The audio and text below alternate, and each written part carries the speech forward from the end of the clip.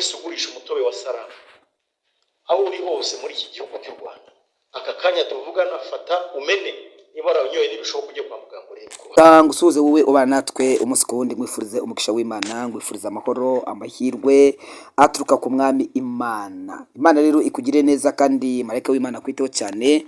Ndakubwira ngo birashoboka ko waba urwaye, waba umerewe nabi, waba se ufite ibibazo, ibyago, ariko uhumura kuko biravuze ngo ibyago n'amakuba ku mukiranutsi ni byinshi, ngo ariko Uwiteka amukiza muri yose. Cyambere ngusabira ni amahoro mu mutima, icyakora ngusabira ni ukuba muri Kristo Yesu. Uko nuba muri Kristo Yesu, ubuntu bw'Imana buraza kukumurikira, amasezerano y'Imana ari bukugote, kandi umugambi w'Imana uraza ku buzima bwawe. Uwiteka rero akugire neza kandi akurinde, kandi nongera guhumuriza umuntu wese wagize ibyago. Birashoboka ko rwose waba wagize ibyago, ariko uko byagenda kose humura, Imana iri kumwe nawe. Nubwo waba wabuze umuntu, kubizera tuzamubona, kubatizera namwe nimwihangane. Yesu Kristo ni umwami w'abami. Uyu munsi wa none rero nje kuri iri tangazo cyangwa se ku mpuruza. Ribu na polisi batanze impuruza, batanze itangazo ndetse rikomeye rireba umunyarwanda uwo ari we wese. Umunyarwanda wese witwa utuye mu gihugu cy'u Rwanda, waba utuye mu mujyi, waba utuye mu ntara iyo ari yo yose, n'akarere n'umurenge n'akagari ndetse n'umudugudu n'isibo waba utuyemo wese, iri tangazo rirakureba. Iri tangazo rirakureba kandi ndarikubwira kuko ni itangazo rikureba cyane, ni impuruza ikureba. Ahangaha ni mu gihe bakoze operasiyo yakozwe, bakagenda mu gihugu cyose bagafata ji yitwa Salama. Iyi ji yitwa Salama basanze ndetse itujuje ubuziranenge, nubwo bagiye bafata izindi nzoga ndetse n'ibindi bintu byinshi cyane n'amavuta yinjira mu gihugu atemewe. Ariko ndashaka kuvuga ku itangazo ryatanzwe kuri ji ya Salama. Iyi ji ya Salama rero basanze ngo ikozwemo umwanda ukomeye cyane wangiza ubuzima ndetse bw'abantu. Ahangaha rero ubuzima bw'abantu, mbese ku bantu bayikoresha bayinywa. Hano rero batanze itangazo rikomeye cyane nyuma y'uko bamaze gufata uruganda cyangwa se gufunga uruganda rukora iyi ji ya Salama, kandi bamaze no gufunga aba bantu bene uru ruganda. Bene uruganda bamaze gutabwa muri yombi. Ahangaha rero iyi ji ya Salama ndashaka gutangariza ko wowe uyicuruza, waba uri umucuruzi, waba ufite alimentation nini, waba ufite se alimentation ntoya, mini alimentation, waba se ufite ibutike, ndetse nawe uyifite mu nzu aka kanya, waba utuye i Kigali, waba utuye mu ntara, ahantu hose waba utuye, ji ya Salama yikuri mu iduka ryawe nonaha, kuko nutinda gatoya amande aragutegereje.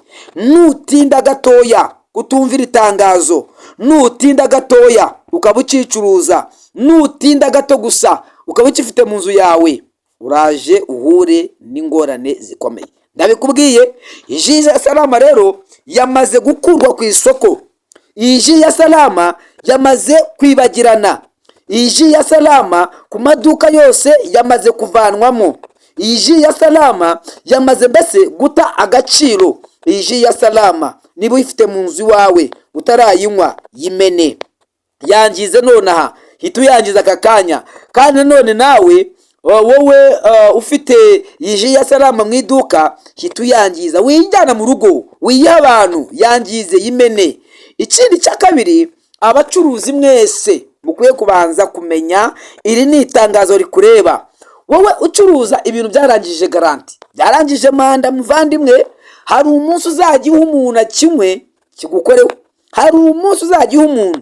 Nk'ubu njyewe iyo ngiye kugura ji, yaba ari Fanta, Coca, yaba ari ji iyo ari yo yose, apfa kuba ari soft gusa, njyewe sinshobora kuyinywa nabanje kureba garanti. Hanyuma rero hari igihe uzaha umuntu icyo gicupa ameze nkanjye, abanza arebeho, hanyuma narebaho asanga cyataye garanti, muvandimwe, ibyo bazagukorera nta makuru ufite. Ku bacuruzi mwese rero, mubanze murebe amaji mufite, zaba ari ingande, zaba ari Nyarwanda, mubanze murebe kuri garanti yazo, hanyuma ibyataye garanti mubimene aka kanya. Ni impuruza, ryo ni itangazo, kuko icya mbere byica ubuzima bw'abantu, icya kabiri umunsi baje mu igenzura akabisangamo, cyangwa se umunsi wagihaye umuntu akabanza akagenzura ko nta buziranenge cyujuje, agahamagara inshuti yanjye ibizakubaho ntuzave ngo sinakubwiye. Ahangaha rero ni ikintu kisabwa kwitondera kugira ngo ubyiteho, ubimenye neza, hanyuma ubizirikane.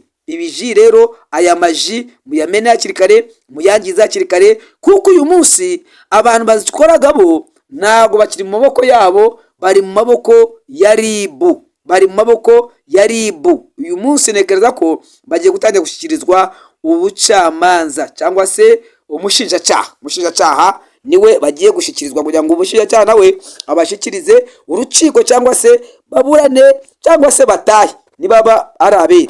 Ariko rero biri kure cyane nk'ukwezi, uko umuntu ukwezi kuri kure nabyo niko biri kure. Imana rero kugire neza, Imana ikurwanirire. Ndetse nawe wowe ucuruza cyangwa se wenga ufite inganda ziri ahantu hatazwi z'umwanda, muvandimwe nakubwiye ngo ibyo wigira nta makuru ufite, ibyo wigira nta makuru ufite. Funga urwo ruganda, mudugudu, wowe muyobozi w'isibo, tangira ugenzure neza abantu bakora mu mudugudu wawe, kuko ibintu nyamara byakaze, ibintu birakomeye. Imana rero bagire neza, kandi Imana ibahe umugisha. Uwiteka Imana bareba n'amaso y'imbabazi, ikiganza gikomeye cy'Imana kize ku buzima bwawe. Ahangaha ni kuri Menya Ukuri TV, hanyuma kora subscribe, kora like, share, commentaire yawe wishyiremo kugira ngo dukomeze tugende neza. Amahoro y'Imana abane nawe, amina.